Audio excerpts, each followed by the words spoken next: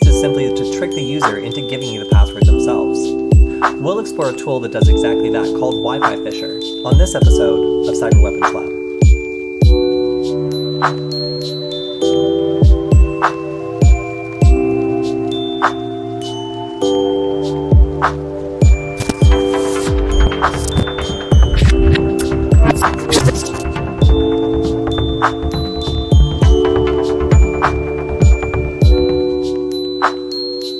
There are a lot of different attacks against Wi-Fi out there, and the majority of them actually use brute forcing in order to get the job done.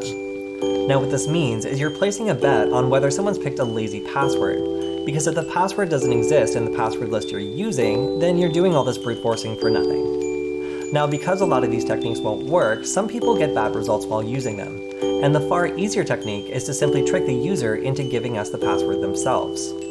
Now we can do this by actually creating a fake login page and taking advantage of the fact that the average user doesn't know what the login page for their router looks like. To do this, we'll use a Python program called wifiphisher, but in order to get it working, you'll need to have Kali Linux and a wireless network adapter that's compatible with Kali Linux as well. Now this can be a little bit confusing for beginners, so if you're having a hard time deciding, you can check out one of our previous articles on how to select one on nullbyte. Now, once you're ready to begin, you'll need to put these things together and select a wireless network that you have permission to audit, because this will kick everyone off, so it is illegal to use against networks that you don't own. Once you're ready, then we can begin. Now to get started checking out wifiphisher, the best thing to do is to go to the GitHub page here. If you scroll down, you can see a lot more information about the tool, including how it works and a lot of different flags that you can use in order to make it more specific or go after a particular network. Now we're going to go ahead and actually use something that's kind of like almost like a graphic user interface. It kind of is more like Kismet than it is an actual total graphic user interface, but it's still a little bit more than a command line terminal. So it's pretty cool that wifiphisher has this because it makes it more beginner friendly, and you'll see what I mean as soon as we start it up. Now to get started with this, you'll need to clone the repository, so you can do that by copying this address here, and then in a terminal window, you can, let me grab one, just type git clone,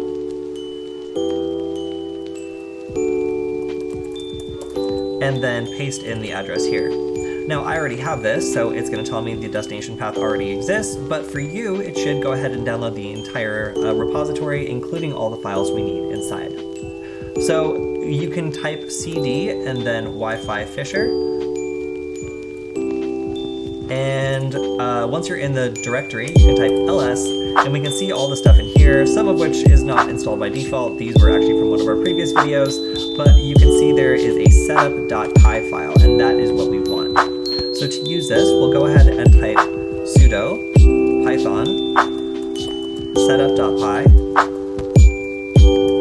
and then install.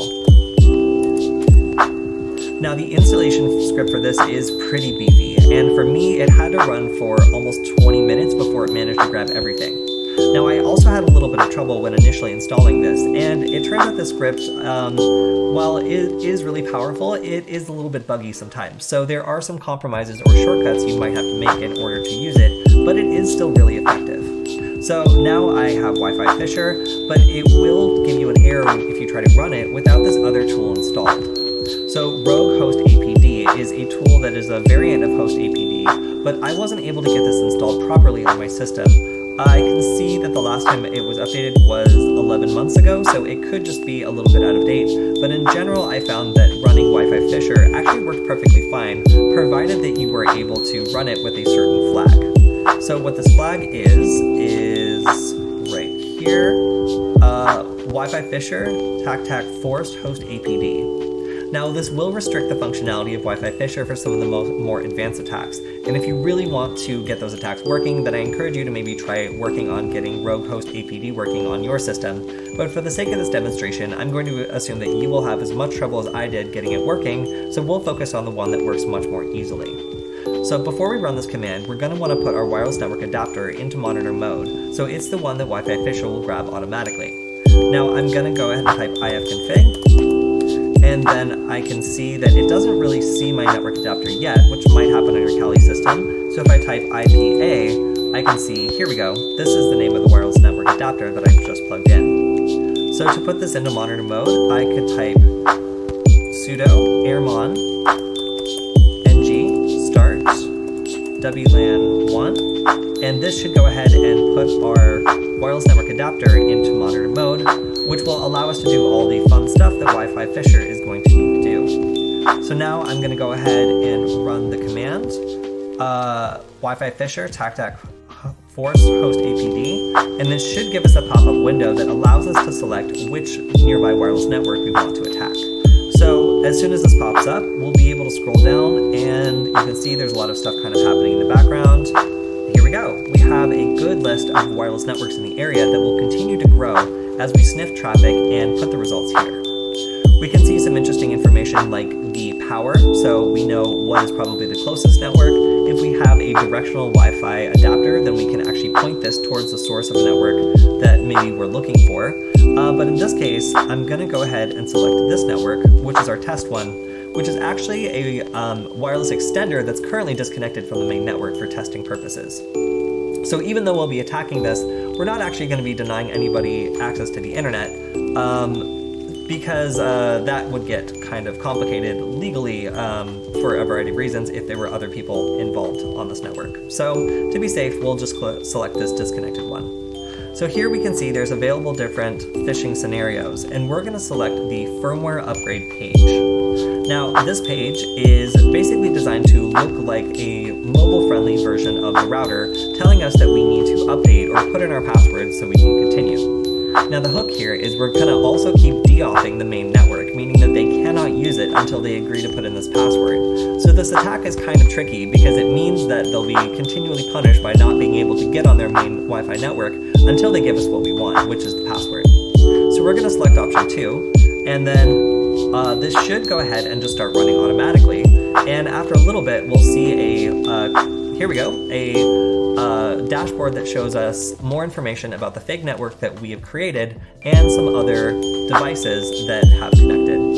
Now on our victim device, we've actually just been kicked off our network, so now the computer is attempting to reconnect, but you can see that there is actually a Harman Fernandez network right here, and while we do get a warning that we previously joined it as WP Personal and it is now open, we can go ahead and join to try to figure out why we're suddenly not able to join our network. What's going on? Why is it not working? So as soon as it connects, we should be served with the phishing page, and we should also get a notification on the attacking computer that somebody's joined this network and is now, there we go, and is now able to be interacted with. So here we go, we have a notification of a firmware update, and you might notice that this is a captive portal, meaning it pops up over the web page we're on, and we don't have to try to navigate to another page or do anything active. It actually just pops up on our screen, which is really convenient. So here, there are a couple of fake options, and I clicked on these, and it turns out it just tells you that in order to access these, you need to update, which is pretty clever. So if you haven't seen your router's firmware update before, then this could trick you into thinking that this is legitimate, because this is a Belkin device. It probably got that from the MAC address of the router. So once I decide I don't want to be kicked off my own network anymore, because there's, again, it's just going to keep kicking me off until I agree, I can type agree, and then here is my big fat password. So I'll go ahead and start the upgrade, and then I think this is really neat. It makes you wait for about 10 minutes. First they have this fake slider where the fake update's happening, and as you can see on our attacker computer, we have the password. It's already done. But this poor person is actually stuck here waiting, because as soon as the slider finishes, it actually pops up with another window that tells you to wait for 5 minutes before attempting to connect back to the router. So that's it. We got this person's password. It wasn't that hard. It looks pretty legitimate, and the average person expecting a firmware update, well, they might be put off by the 2016, but aside from that, this is a pretty legitimate way of getting someone to think that they just did something good. So, you know, they're like, cool, I care about security, I updated my router today, like, I did a great job. But on the attacker side, we've successfully tricked that person into thinking that they were interacting with their router, when in fact they were interacting with our computer the entire time. wifiphisher is a fascinating tool because it actually doesn't hack Wi-Fi at all. In fact, it's a social engineering attack against the fact that most people don't know what the login page looks like to their own router. Now this is a pretty common attack, so you should be careful if this situation ever happens to you. Suddenly your router or Wi-Fi cuts out, and then there's a Wi-Fi network with the exact same name but open nearby. If you see this, you should definitely assume that someone's trying to steal your Wi-Fi password and act accordingly. That's all we have for this episode of Cyber Weapons Lab. Make sure to like, comment, and subscribe. And if you have any thoughts or ideas for upcoming episodes, send me a message on Twitter, because I'd love to hear from you. We'll see you next time.